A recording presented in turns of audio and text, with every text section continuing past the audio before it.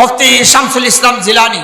নাহমাদুহু ওয়া নুসাল্লি আলা রাসূলিহিল কারীম, আম্মা বাদ। আমাদের কথা আজকে খুব বেশি নয়, আমাদের কথা স্পষ্ট। শাপলা চত্বরের হত্যাকারীদের শুধু বিচার নয়, এদেরকে প্রকাশ্যে জনসম্মুখে লাইভ প্রচার করে এদের বিচার করতে হবে। এর সাথে পিলখানা, অসংখ্য গুম খুন, আয়নাঘর, ছাত্র জনতার এই আন্দোলনের হত্যাকারীদের কোনোভাবে বিচারের বাহিরে, বিচার থেকে কেউ বেঁচে থাকতে পারবে না ইনশাআল্লাহ।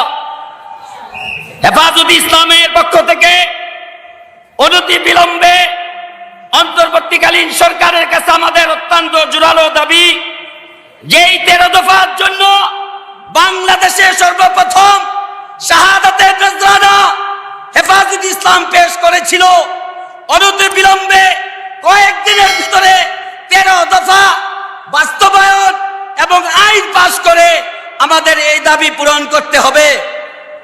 আমরা হেফাজতের নেতৃবৃন্দুর কাছে এবং সারা দেশের হেফাজতের নেতৃবৃন্দুর কাছে আমার শেষ আবেদন, অল্প কয়েকদিনের ভিতরে জেলা, থানা, ইউনিয়ন কেন্দ্রিক প্রতিটি কমিটি আপনারা অতি সত্বর কমিটি করে হেফাজতকে শক্তিশালী করে আগামী দিনের সমস্ত আন্দোলনের জন্য আমরা প্রস্তুত থাকবো ইনশাআল্লাহ।